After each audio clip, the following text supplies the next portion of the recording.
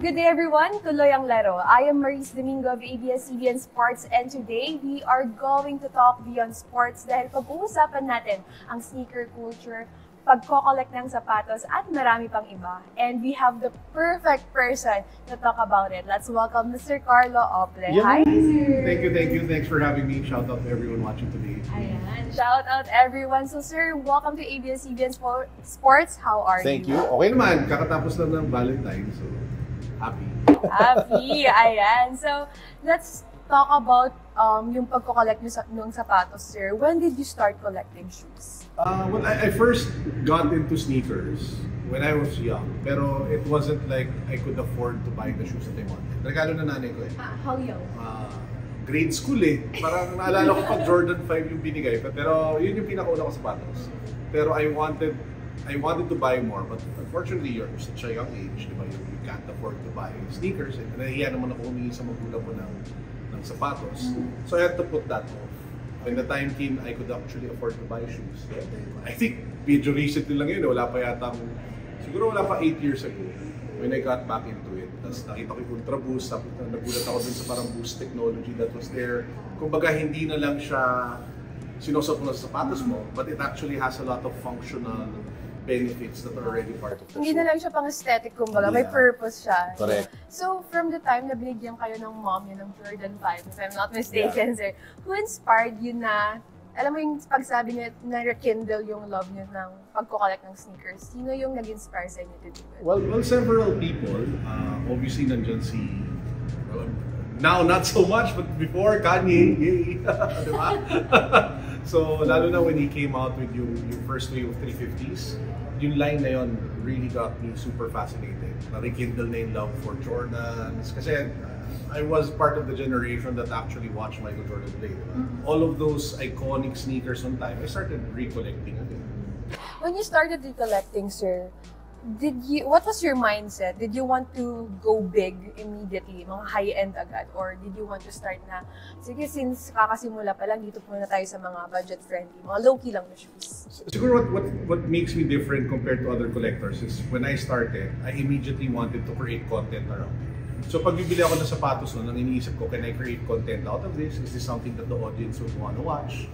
So, mix talaga siya nung medyo mas high-end, pero at the same time, sobrang patok yung murang sapatos.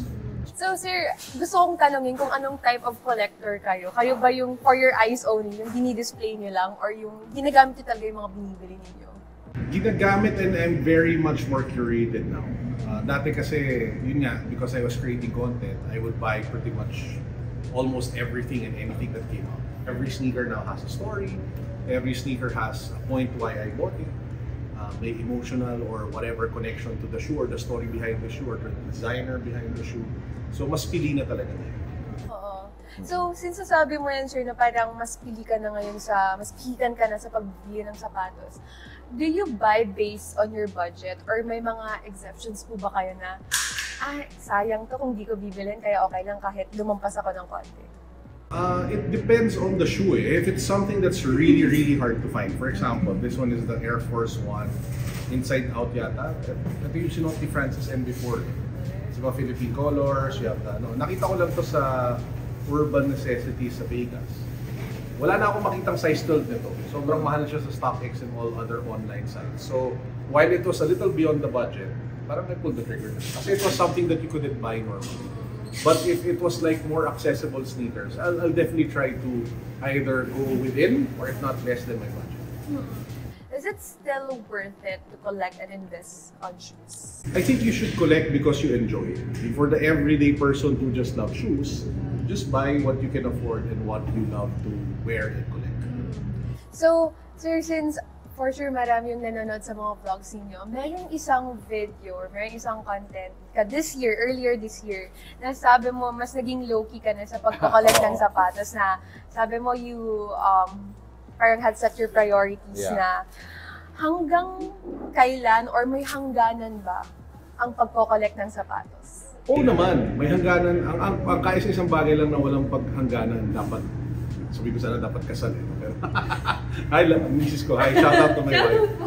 May forever sa pag-ibig, di ba? Pero everything else, sa tingin ko, meron talagang limit eh. So it's really a change of priority. So kagandahan nun, that I don't buy as much. I get to pick the ones that I really want to buy. Diba? And mas na-enjoy ko yung process ng pagpili at pagbili. Kasi yun talaga yung pinaka-gusto ko. And same goes with everyone. Depende talaga sa life stage mo tsaka sa journey mo in your sneaker collecting. I don't think I will ever stop. But it's a matter lang of the quantity of shoes that I buy. Since napag-usapan natin na medyo naging low-key ka na sa pag-buy ng mga shoes, sir, does it make you a less credible shoe collector kapag mas konti na yung binibili mo? Or is it about the quality of the shoes that you buy? I think it's the history and the experience and the contributions that you had to the community and the culture. As long as, alam mo yun, you buy a shoe na you like, you invest in learning more about that sneaker, the history, the designer, whatever, I think that already makes you a collector.